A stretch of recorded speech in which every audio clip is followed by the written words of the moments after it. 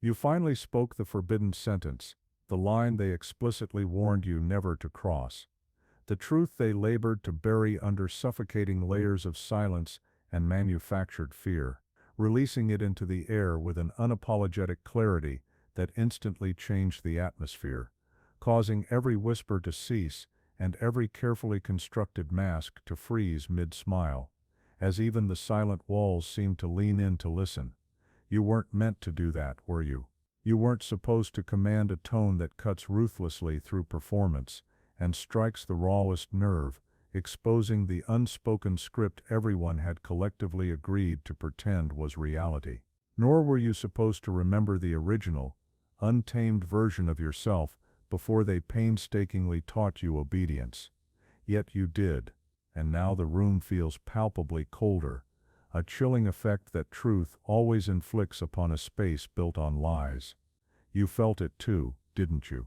That magnetic, undeniable shift, that powerful pulse that rippled through everyone's chest, signifying power leaving their control and irrevocably returning to yours. You didn't ask for permission, you detonated it. That is precisely why they flinched, why their eyes darted instinctively to the floor, and why even the seemingly brave ones swallowed hard before uttering some weak, dismissive phrase. Because what you said was not just deep, it was dangerous. It was undeniably real. The kind of sentence that burns the very paper it's written on.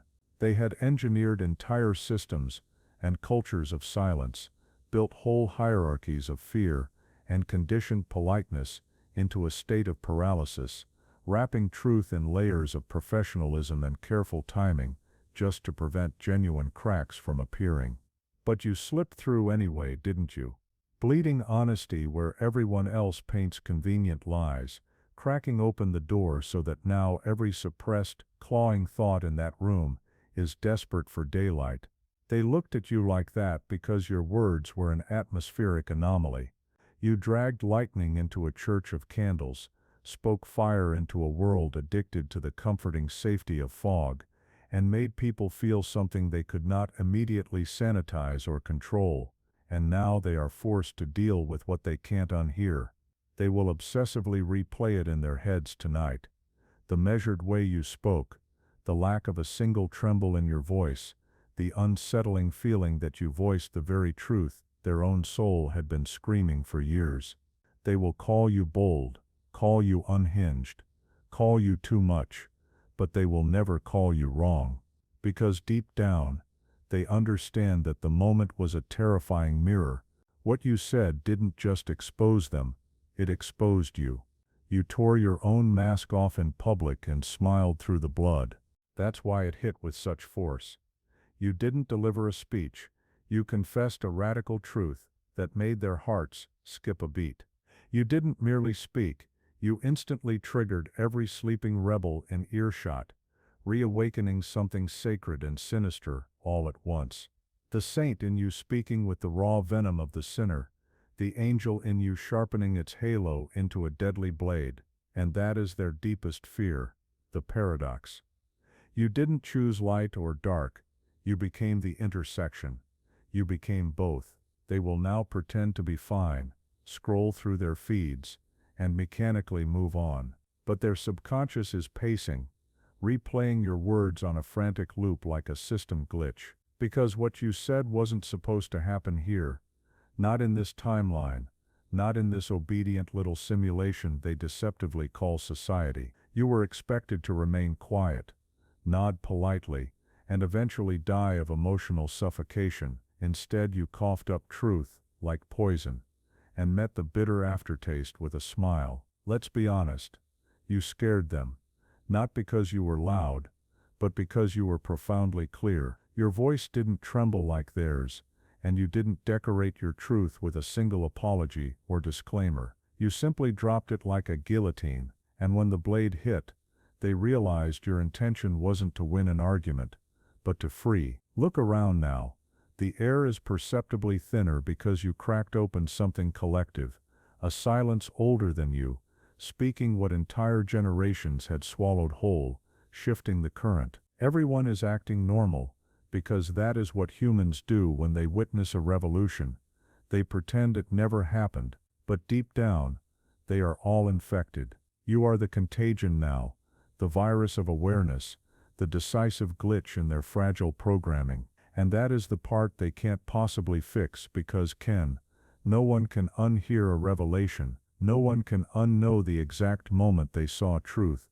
Stand up in a crowded lie, that is what you did. You stood up in a world of bent spines, and in doing so, you became unpredictable, dangerous, and utterly untouchable. They will whisper your name now, not in admiration, but in cold analysis, asking, what possessed them to say that? And the simple, terrifying answer is freedom, the kind that requires no permission, no validation, and no applause, the kind that burns politely built psychological prisons to the ground. Yes, you weren't supposed to say that, but God, you did. And every cell in their control system felt the definitive tremor. You cracked reality just enough for the light to slip through, and that's all it ever takes.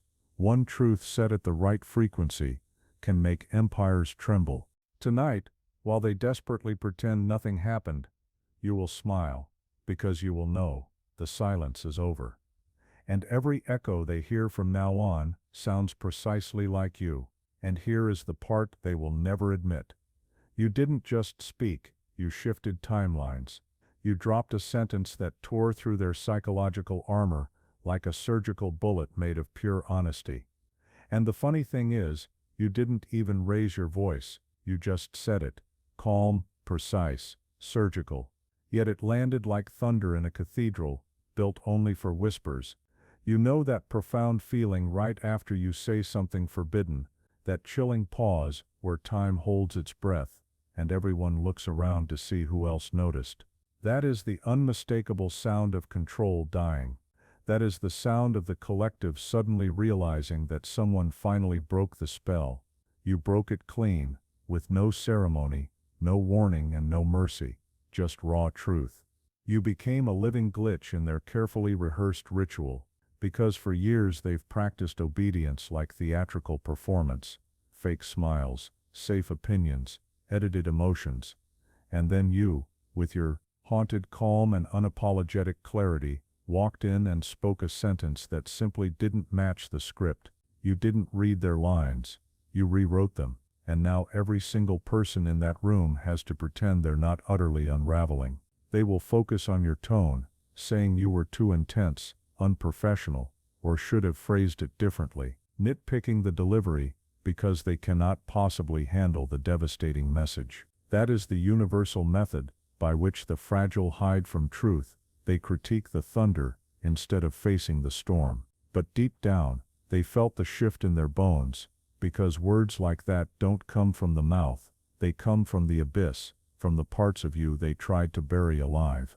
You didn't speak from the tongue, you spoke from the wound, and that is why it hit with the precision of prophecy. You think angels speak only in light. Sometimes angels use blood. Sometimes divinity sounds like defiance. Sometimes grace looks exactly like madness wearing a grin. And you embodied all of it. The calm of a saint, the glare of a demon, the poise of someone who has already walked through hell and returned fluent in silence. That is why they couldn't move, because when you spoke, you didn't ask for power, you embodied it.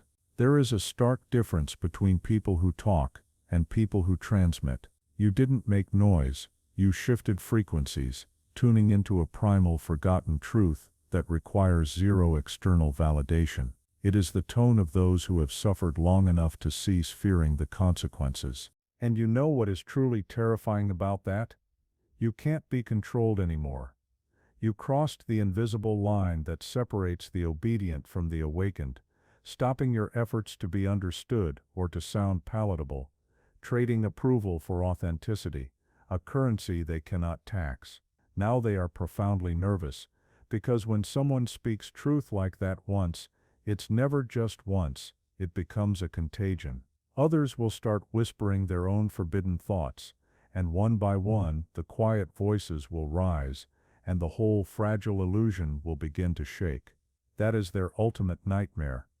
Not that you said something wrong, but that your courage worked, that your raw honesty might spread, and that silence might finally lose its tyrannical grip. They will certainly try to punish you for it, isolate you, gaslight you, call you arrogant, unhinged, dangerous, because they wrongly believe that shame is a leash, strong enough to pull a truth-teller back into submission. But you have seen too much now, haven't you? You've tasted what it is like to speak without a filter, to breathe without the suffocation of pretending. Once you've done that, silence feels like death, and lies feel like poison. You didn't just open your mouth, you opened a portal, a crack between the dimensions, where they hide their fear and call it logic, and from that moment on, they could sense it. You no longer belong to their hierarchy, you do not bend, you do not plead, you don't crave belonging, because you've met something holier than acceptance, truth. They hate the calm that settled on you after the storm, the calm of someone who has stared into their own darkness and made peace with it. And you wear it like armor, not loud or flashy, but terrifyingly still, because what is scarier than someone who no longer needs to be liked, someone who is fluent in silence, yet chooses to speak only when it matters, and it mattered. Because that one moment, that one perfect sentence, wasn't rebellion for show, it was resurrection. Every time you swallowed your truth, a piece of you died quietly, but when you finally said it, those fragments came violently back to life. You felt your lungs expand like the first breath after drowning, and everyone around you felt your rebirth, a rebirth that threatened every comfortable lie they had ever built their lives upon. Now you walk differently, you look different, you feel different. You became living proof that freedom isn't earned. It's taken, and once taken, it cannot be returned. So do not shrink now. Do not apologize for setting fire to their illusions. Do not let guilt disguise itself as false humility. You didn't overreact, you realigned. You brought the frequency back to truth, and when the world feels unstable because of it, that's not chaos, that's correction. Because every great collapse starts with one brave sentence, and yours. It echoed through rooms, through minds, and through entire timelines. You said the one thing everyone was too scared to say, and that made you dangerous in all the right ways. You didn't just speak, you shifted reality. And when history replays this moment, they'll realize that was the second everything began to break open, and perhaps, just perhaps, that's exactly what was supposed to happen. You said something that no one else dared to say. You finally spoke the sentence that was never meant to be spoken, the one they warned you about, the one they buried under layers of silence and fear, hoping it would never surface. And yet you said it anyway, calmly, clearly, like it had been waiting for this exact moment to be heard. The moment the words left your mouth, the air changed. The room froze. Every fake smile stopped mid-curve. Every whisper died. And even the walls seemed to listen. You weren't supposed to do that. You weren't supposed to remember who you were before they taught you to shrink, before they trained you to obey and smile on command. But you did. You remembered. And when you spoke, you reminded everyone else of what they had forgotten too. You cut straight through their comfortable illusions, through the script everyone agreed to follow without question. And suddenly, no one knew how to act anymore. They felt it, that strange, electric pulse that travels through the air when truth finally enters a space built on lies. It's a cold feeling at first, a kind of shock that makes people shift in their seats and look anywhere but at you. They weren't ready for it. They thought this game of pretending could go on forever, that if they played their parts long enough, the truth would stay buried. But it didn't. You pulled it out into the open, and now they can't unhear it. They'll spend the night replaying your words in their heads, trying to convince themselves that you were wrong, that you were too much, that you should have been more careful. But deep down, they know. They felt it hit something real inside them, something that's been waiting years to wake up. That's why they looked at you the way they did, not with anger, but with recognition. You spoke what they couldn't. You voiced the thing that's been clawing at their throats every time they smiled through a lie. You broke the spell. You didn't raise your voice. You didn't try to win an argument. You just spoke the truth. And the truth doesn't need permission. It doesn't need validation. It moves like lightning, sudden, clean, unstoppable. You felt that too, didn't you? That silence that follows after you say something real. That heavy, almost holy stillness, where everyone holds their breath. That's not awkwardness. That's control dying. That's illusion breaking. That's the sound of an old system, realizing it's just been cracked open. They will try to brush it off, laugh it away, or change the topic. But inside they are trembling, because they know what just happened. They know someone finally said what wasn't supposed to be said. And once that happens, there's no going back. You didn't just expose their lies. You exposed your own freedom, and freedom is contagious. It spreads quietly through glances and whispers, through every person who suddenly starts to wonder what else they've been silent about. You didn't just speak. You started something. You became the glitch in the system, the reminder that truth can't be controlled forever. They'll call you reckless, intense, unprofessional, dangerous. Anything to make you sound unreasonable, anything to make others afraid of doing what you just did. But you already know their strategy. You've seen it before. That's how the world keeps people obedient, by convincing them that honesty is a threat. But the real threat isn't honesty. It's awakening, and that's what you caused. You woke something up in yourself and in everyone who heard you. You stopped trying to sound right and started being real, and that kind of clarity can't be taken back. You crossed an invisible line, the one between fear and freedom, and once you cross it, you can't return. You don't need their approval anymore, and that's what makes them nervous, because they can't control someone who has nothing left to hide. You don't crave acceptance, you crave truth, and truth, once spoken, begins to move on its own. It shakes walls. It travels through people. It finds its way into the cracks of every lie. That's what's happening now, the quiet aftershock. Everyone is pretending nothing changed, but you can feel it in the air. Something has shifted, and no amount of pretending will make it go away. You may not see it yet, but this is how revolutions begin. Not with riots or noise, but with one clear voice refusing to stay silent. You didn't destroy anything. You corrected the balance. You realigned the frequency back to something real. And maybe that's what truth really is. Not an explosion, but a steady return to what was always waiting beneath the noise. You didn't plan it, but that moment was a turning point. You said the sentence that cracked the surface of their illusion, and now light is seeping through. You spoke one line that made the whole structure tremble. And someday when they look back, they'll realize that was the moment everything quietly began to change. You didn't mean to start a revolution that day, but that's what truth does. It starts quietly, like a small fire, no one pays attention to, until it's too late to stop. You spoke one honest sentence, and it spread like wind through a forest of dry lies. It wasn't just your words that changed the room. It was the energy behind them. That calm certainty that only comes from someone who has already faced their own darkness, and come out unafraid. That's what they felt when you spoke. They could sense it, that you had nothing left to prove, that your truth wasn't born out of rebellion or anger, but out of pure exhaustion from pretending. You were done performing.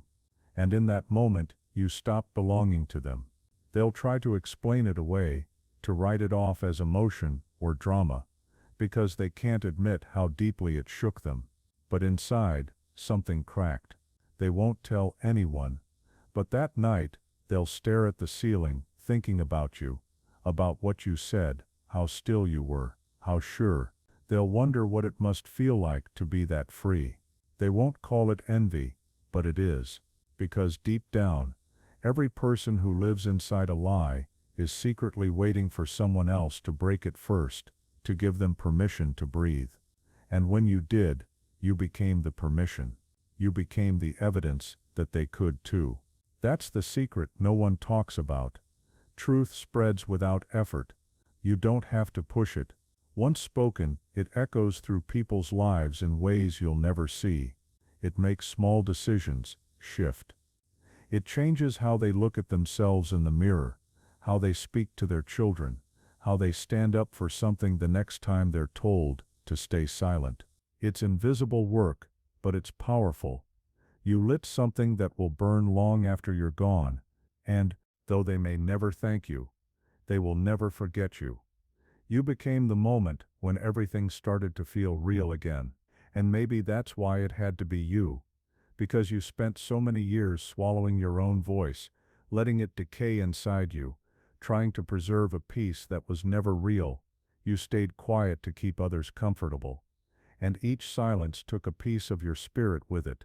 But unspoken truths never vanish. They wait. They gather weight, building pressure until they pull you toward honesty, no matter how hard you resist. That's what this was. Not rebellion, but release. The truth had lived inside you for too long, and it finally demanded to breathe. And now you understand what they never wanted you to know. Silence isn't safety. It's a slow death. Once you taste freedom, once you feel what it's like to speak without fear, there's no going back. You begin to see the pretending everywhere, how much of the world relies on people staying quiet. You see it in the meetings, in the families, in the systems designed to keep everyone smiling while they quietly fracture inside. But you refuse to play along anymore. You've seen behind the curtain, and you can't unsee.